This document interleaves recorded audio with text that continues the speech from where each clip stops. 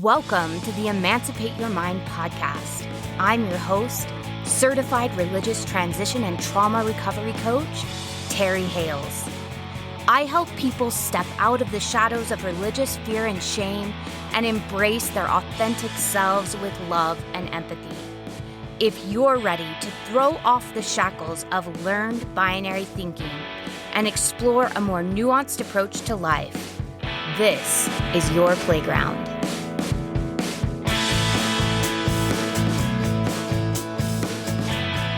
Hello, and welcome back to the Emancipate Your Mind podcast.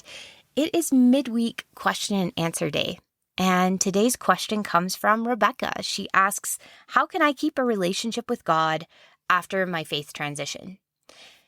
And I know that there are so many of you listening to this who are either in the beginning stages of faith transition that have this question, or who are considering a faith transition. Maybe you're still in and you're secretly questioning, and this is one of your biggest worries of taking that step to move out of a faith that is no longer serving you because you're worried that your relationship with God will go away.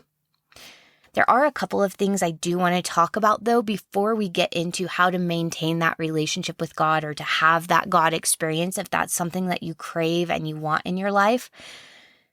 And that is, the more tumultuous and abusive your relationship with God was. So the more angry, scary, shameful the God that you were taught to believe in is, and the more codependent you were with that God, the more likely it is that you're going to need at least some time away from a relationship, just like getting out of an abusive relationship with a spouse or a parent or a friend.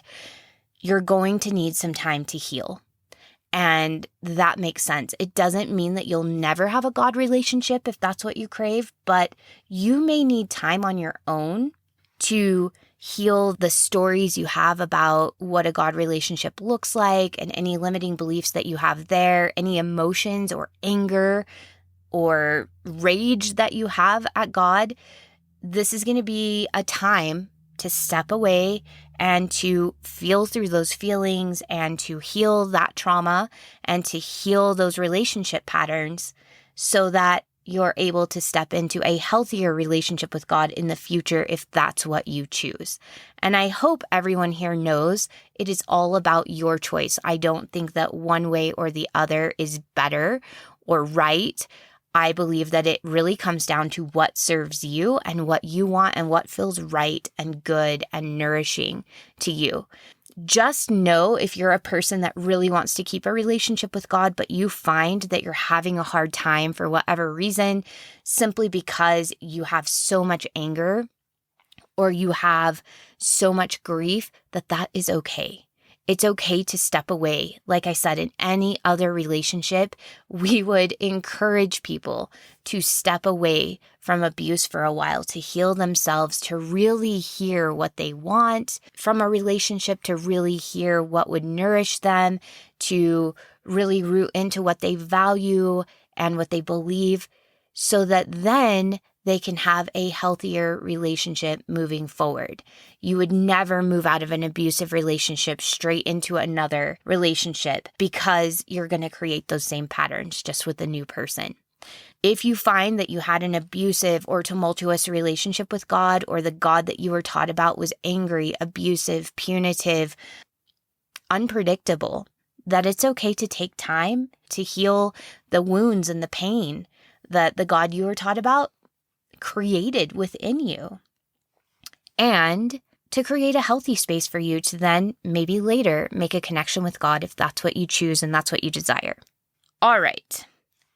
If you're in the place where you're like, I have a healthy relationship with God, or I feel like I've got a healthy relationship with myself now and I'd like to venture into trying a healthy relationship with God, I have 4 things we're going to go over that will help you keep that connection or develop that connection and help you have that divine experience in your life. So many of us, we're looking for a loving God, okay? The angry, punitive, legalistic God, that is a thing of the past. unless that is what you want, right? But often that's the God that creates trauma and abuse in our life. And if we were taught about that one, it's often the reason we're listening to this podcast. So we're trying to get away from angry, punitive, unpredictable, volatile God. And we're getting into a God that is loving, is full of light and hope, is full of compassion, and is a God of peace, okay?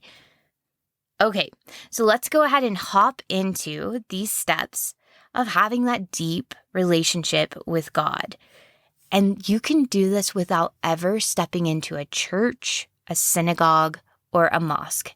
These are things you can do out in nature. They're things you can do in your closet. You can do at home. You can do wherever you are. We're going to go through 4 proven steps that will help you have the God experience in your life if that's what you crave. The first one is finding God in yourself. And I know that if you came from a religion like mine, the first word that comes to mind is blasphemy. Anytime we talk about relating God with ourselves, it feels very blasphemous. So I want you to just give yourself a moment, let that belief kind of just slough off of you for a minute, open up your mind, and listen to what I'm going to say really quick. Learning to love yourself and strengthening your love for yourself will strengthen your ability to love others. And there is an experience of God in that love. It's been clinically proven that the more we are able to love ourselves and have compassion for ourselves, the more we're able to love other people, the more kind we are, the more empathetic we are, the more tender we are. So if you are wanting that loving God experience of being connected to humanity and to the earth and to all of the creations, start first with loving yourself. Look for God, look for the divine, look for the amazing and the miraculous inside of yourself first. Learn to love and heal what's inside of you, and you will naturally feel more drawn to love and connect with the things outside of you. And this includes God. So not only will you have a more loving relationship with everything around you, you'll be able to feel that love of humanity and that love of the earth and that love of just being on this miraculous blue marble of a planet floating in space. But you'll also feel more of a loving connection with God, whatever that looks like. And I want to take a minute really quick and talk about God. For many of us, we have father wounds with God. For some of us, that is what stops us with connecting. And so if you're having father wounds, if it feels like there is a patriarchal something that is keeping you from connecting with God, consider looking towards a goddess for a while. Or consider thinking of God in more ethereal terms, maybe a power source or some sort of substance that just connects us, something that's a little bit more idealistic and ethereal. God can be a word like love for you or compassion. God for me is empathy. God for me is whatever feels like it wants to understand and validate and encourage and sit with us in our emotions and also lift us in our aspirations to do good things on the planet. For me, God is empathy. God is kindness. God is love. And I don't think of it in male or female terms. I don't think that if there is a God, that he, she, whatever, would only identify with one gender, that it would be something that would be able to encompass male genders, female genders, and gender fluidity, and any other gender identifications that will come up in the future. I believe it has to encompass all of us if that God feeling is going to be something that we can all experience. But that's just for me. That's what works for me. Really root into what works for you. Maybe a father figure does work for you. Maybe a mother figure works for you. And maybe more of an ideal works for you.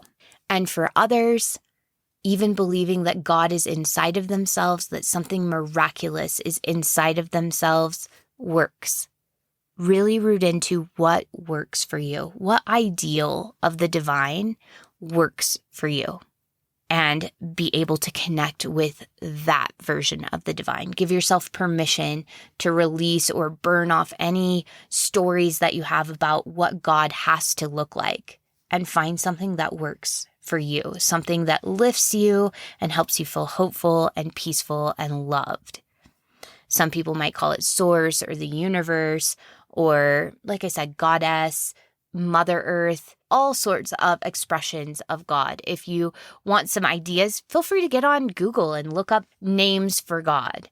And you're going to get a lot of Christian and mainstream religious ideas about what God is. You're going to see Allah, you're going to see Messiah, you're going to see Christ, but you're also going to see other names for the divine. And you can choose to address it, he, her, it, however you want. It's whatever connects you with this sense of purpose and love and belonging. The second practice in rooting yourself in a relationship with God is practicing gratitude. And I'm not talking about the Pollyanna, like everything's amazing. What I'm talking about is just noticing every day what you're grateful for. It could be something simple like a warm home, or food to eat, or health, or family who has stuck with you throughout your faith transition. It could be new friends. It could be your faith transition itself. Hard as it is, there's gifts embedded in this process. But for me, at least, and remember, take whatever works for you, leave whatever doesn't. For me, God must be light. He or she or it must be hope. And we find those things when we practice gratitude. Another additional benefit to practicing gratitude we found is that people who practice gratitude have more capacity for joy. I love that Brene Brown, whenever she was doing her research, found that, they thought that people who are joyful practiced more gratitude because they had more to be grateful for. But it actually was correlated the other way. People who practiced gratitude more often felt more joyful, because they were more aware of the things that were going right in their life, even if they were tiny and small. So if you want to feel that hopeful feeling, that joyful feeling that comes from what we typically associate with a belief in a healthy God, then practicing gratitude is a great way to start. The third practice is to slow down.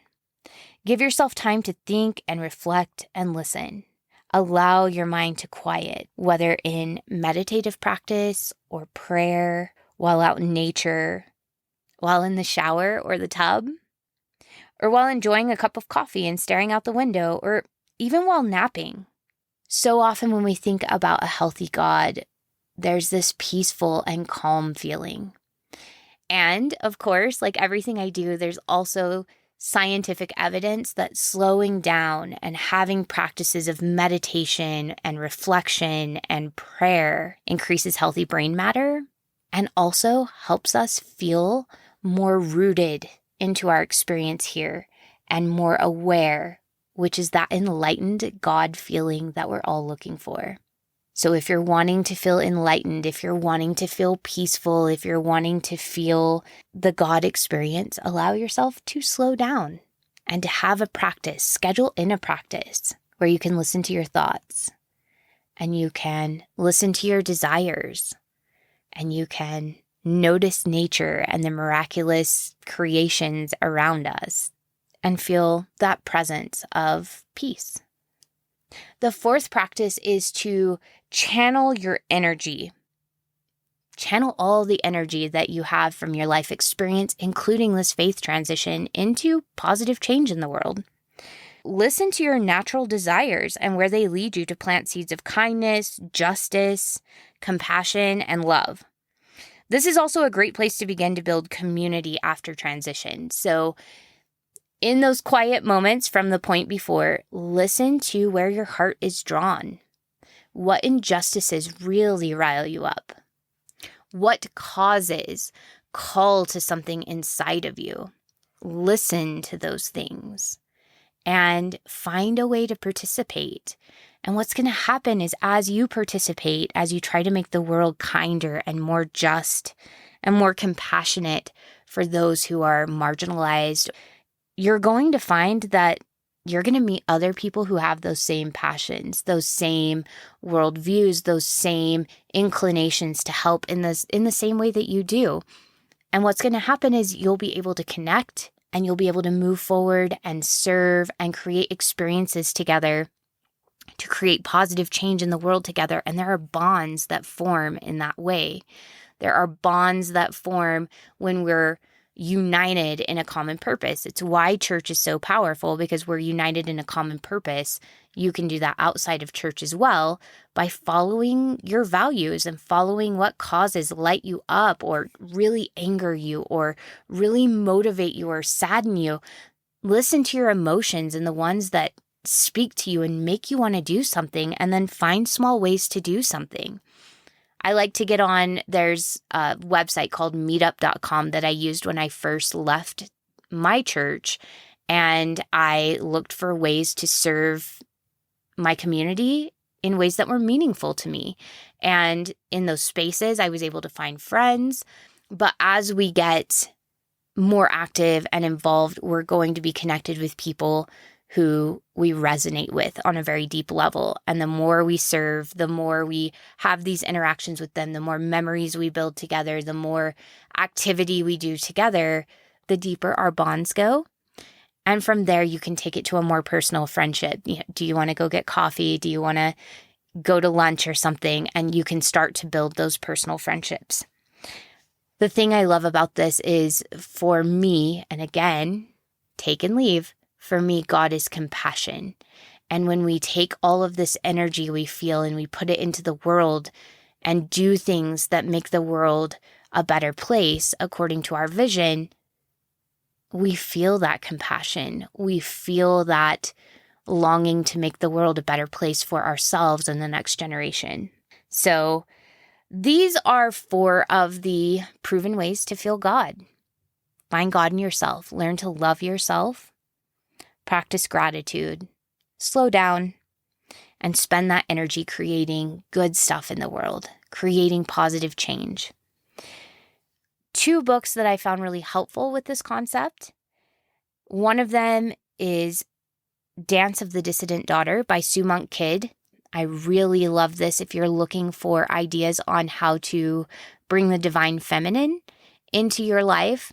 She talks about being raised in, I don't remember which Protestant Christian religion, but she, if I remember right, was a preacher's daughter. Sorry, it's been like 4 years, but she was a preacher's daughter, very dedicated to this Protestant Christian religion, but started noticing the patriarchy. It really bothered her, and her faith transition had a lot to do with misogyny and with sexism. And so she began to look for the divine feminine. It's a beautiful book, whether or not you want to believe in God. It's a beautiful book about her search and her faith transition and her relationship with the divine feminine. So, beautiful book. The second book I recommend is Finding God in the Waves by Mike McCargue. And he was a Southern Baptist deacon, a Southern Baptist preacher of some sort.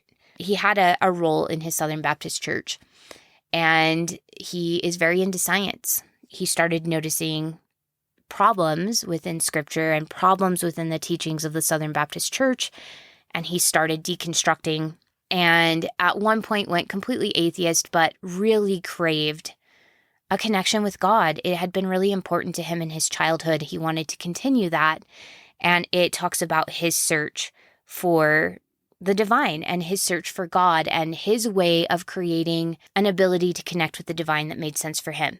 I will tell you, I love the first 2/3 of that book. The last third of the book, I have some issues with that I may talk about on the podcast at some point. I adore Mike McCargue. I love his honesty and his vulnerability. He's a very kind-hearted person. And after reading his second book, I believe that he's probably fixed a lot of the issues in his personal life that come out in that last third of his book, Finding God in the Waves. But there's a lot of shame in the last third of the book. He often takes the responsibility for being kicked out of his Southern Baptist congregation on himself. He believes that he's the problem, and he's really, really careful to make sure that he only paints people in his congregation in a good light and only paints Southern Baptistry in a good light, and often doesn't recognize the harm that happened to him or the trauma that happened to him. So if you're going through a religious transition, that last third of the book is going to be not only triggering, but also it may be shame-inducing or fear-inducing for you, because it's going to bring up, I think, some of that old indoctrination that it is all your fault, or that it is okay for people to treat you in the ways that people treated him. And so there's a lot of subverting of emotions. There's a lot of I'm not angry. There's a lot of when I drive past the church building, I pray for people. Like, I just pray for them and their happiness. I don't know about you, but when I would drive past my church building, there was a lot of flipping off and anger because I was allowing myself to feel through things. And I feel like that's a really common experience. When we're grieving, we're not saints. We're not able to grieve in a way that is always kind-hearted, and nor should we. Our anger has important messages for us. Our sadness, our grief have important messages for us to help us create a life that actually makes us happy and helps us separate ourselves from things that feel painful and to process through those things. So just know, if you're reading Finding God in the Waves, the first 2/3 of the book I found fascinating. I found incredibly helpful with the whole journey of finding God again, if that's what you want. And I do have clients that want that, which is why I was reading the book. And I will admit that there are times that I want that as well. So if you fall into that category, Finding God in the Waves and Dance of the Dissident Daughter are both beautiful books to read. But just be aware that last third of Finding God in the Waves can be a little problematic with the shame messages. I'm trying to see if there's anything else that I want to cover, but I think that that's pretty much it for this week. So thank you so much, Rebecca, for this question. I hope this helped you. Please feel free to continue to send questions.